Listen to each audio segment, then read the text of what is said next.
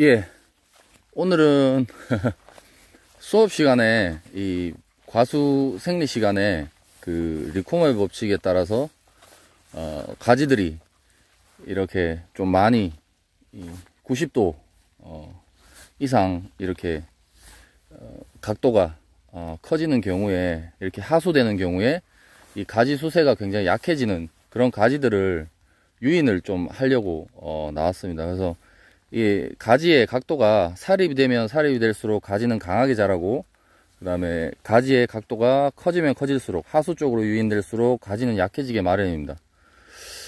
그렇게 배웠습니다. 그래서 예를 들어 뭐 이런 나무에 보시면 이런 가지들은 이제 각도가 상당히 예각으로 이제 위로 뻗쳐 있습니다. 이런 가지들은 이제 추후에 더 강하게 자라겠죠. 그렇지만 뭐 어느 정도 상단부에 이제 끝에 이제 서서히 순이 멎어가고 있기 때문에 뭐 특별히, 또 게다가 품종 특성상 이 홍로기 때문에 뭐 특별히 신경 쓰지 않습니다. 나중에 전정할 때 잘 정리를 하면 될 것 같고요. 오늘 그 유인은 보통 하수 유인을 신초, 후지 같은 경우에 신초가 나오는 것들을 상단부에 하수 유인을 많이 합니다. 근데 오늘은 저는 좀 당겨 올리는 유인을 하기 위해서 나왔습니다. 자세히 보시면 이제 과실의 무게들 때문에 하단부의 가지가 그 과실의 무게를 이기지 못해서 이렇게 너무 이렇게 처지는 경우들이 있습니다. 그래서 그런 가지들은 특히 뭐 이 경우가 대표적으로 그렇게 볼 수 있는데, 이미 땅에 닿아 있습니다, 가지가. 이런 경우에 하단부에는 어느 정도 골격성 가지들이 구성이 돼야 되는데, 저런 식으로 과실 무게들 때문에 그 가지나 잎이 땅에 닿게 되면 토양 내에 있는 병균들이 이렇게 또 많이 옮게 되기도 하고, 그 다음에 가지의 수세가 굉장히 약해져서 나중에 골격지로서 어느 정도 좀 역할을 하지 못하는 경우들이 있습니다. 그래서 나중에 전정할 때 보면 이렇게 좀 가지가 좀 너무 늙어 있는 그런 형태를 띠는 경우들이 있어서, 이런 경우에 이렇게 이제 좀 가지를 공중으로 좀 띄워주기 위해서 유인을 하기도 합니다. 그래서 오늘 제가 이제 그 작업을 하려고 지금 나와 있습니다. 뭐 비가 내리고 있는데 특별히 뭐 많은 비가 내리고 있지 않아서 저는 뭐 이런 날은 그냥 작업을 합니다. 오히려 시원하게 이렇게 작업을 하고요.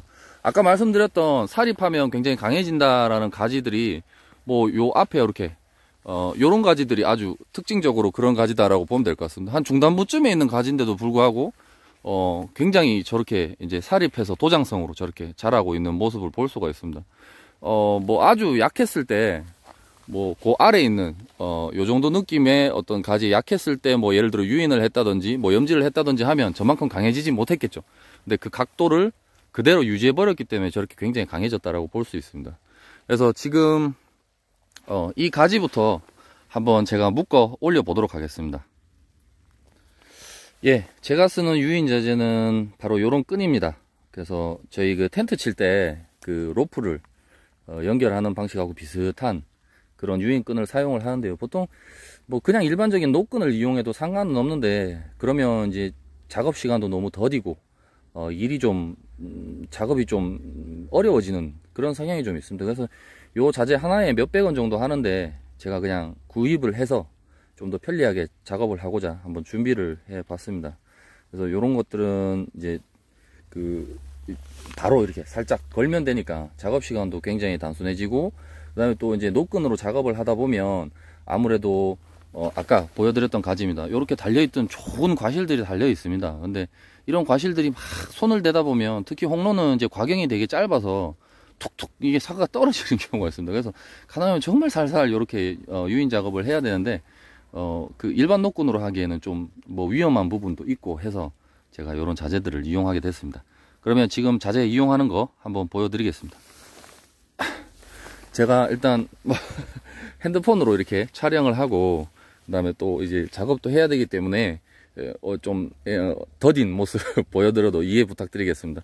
일단은 뭐 지지를 해야 되는 부분이 있어야 되는데, 뭐 이 주간에 이렇게 가지에 걸어도 되고, 그다음에 요런 중간열에 이제 와이어 걸어 놓은 와이어에 이렇게 한번 또 걸어서 고정을 해도 괜찮을 것 같습니다. 그래서 주간에 걸면 나중에 잘못하면 또 이제 주간으로 이제 요런 끈들이 파고드는 경우들이 있어서 이렇게 한번 걸어 보겠습니다. 요거 한 손으로 작업을 하기가 힘들어서 여기서 제가 영상을 끊고 다 작업을 하고 거는 모습에서 다시 한번 또 보여드리도록 하겠습니다. 이런 식으로 해서 걸어서 밑에 이렇게 갈고리가 있습니다. 이 갈고리를 저 가지에 이제 걸어서 이제 당겨 올리면 되는 원리입니다. 아까 미처 말씀을 못 드렸는데 그 뭐 하수인을 하면 이제 약해지고 또 이렇게 예각이 되면 이 가지의 수세가 굉장히 강해진다고 말씀드렸습니다. 그래서 후지 같은 경우에 이제 신초들을 하수인 추를 달아서 하수인 하는 경우가 많다고 말씀드렸는데, 그렇게 되면 이제 가지가 이게 영양 생장을 좀 멈추고 이제 생식 생장으로 돌아서는 뭐 그런 호르몬들의 작용이 일어나게 됩니다. 옥신이라든지 뭐 이런 지베렐린이라든지 이런 호르몬들의 어떤 이 활성도가 떨어지고 사이토카이닌이라든지 이런 호르몬들이 더 많이 작용하기 때문에 그 끝에 꽃눈이 맺히게 됩니다. 그래서 중상단부에 후지 같은 경우에 이제 꽃눈을 많이 맺히게 하기 위해서 그렇게 하수인을 하는 거고요. 근데 이 홍로 같은 경우에 저 같은 경우에 이렇게 땅에 붙어 있는 애들이 병해충 문제들도 있고 그 다음에 이 하단부 골격지의 어떤 수세를 유지시켜 주기 위해서 가지는 이제 말씀드렸다시피 들어 올리면 강해진다고 말씀드렸습니다. 그래서 요 가지에 힘을 주기 위해서 당겨 올린다라고 그렇게 보시면 될 것 같습니다. 좀 이따 작업을 좀 해두고 또 다시 한번 보여드리겠습니다. 예, 요렇게 끈을 걸어서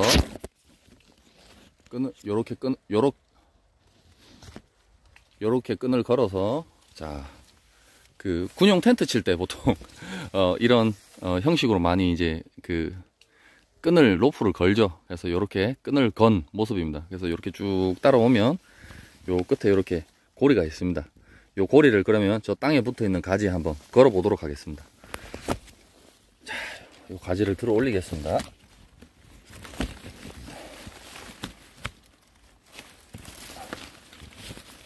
들어 올려서 걸면 요렇게 이제 갈고리에 이렇게 이제 가지가 걸리게 됩니다. 아까 땅에 붙어 있던 가지가 이제 공중으로 붕 떴죠. 예, 그러면 이제 저 과실도 충분히 이제 보호가 되고 또 이 가지의 수세도 좀 유지될 수 있을 것 같습니다. 근데 뭐 아직도 수평 정도밖에 그 각도가 안 되기 때문에 조금 더 당겨 올려야 될 것 같습니다. 특히나 이제 이 약간 지면에서 공중에 떠 있다고 하더라도 그 이 빗물이 땅에 닿을 때 튀기면서 이제 병균들이 또 많이 과실을 붓기 때문에 지금 당장은 괜찮아 보인다 해도 특정 병균들은 또 잠복 기간이 뭐 30일, 40일 이렇게 되는 병균들도 많습니다. 탄저병균이라든지.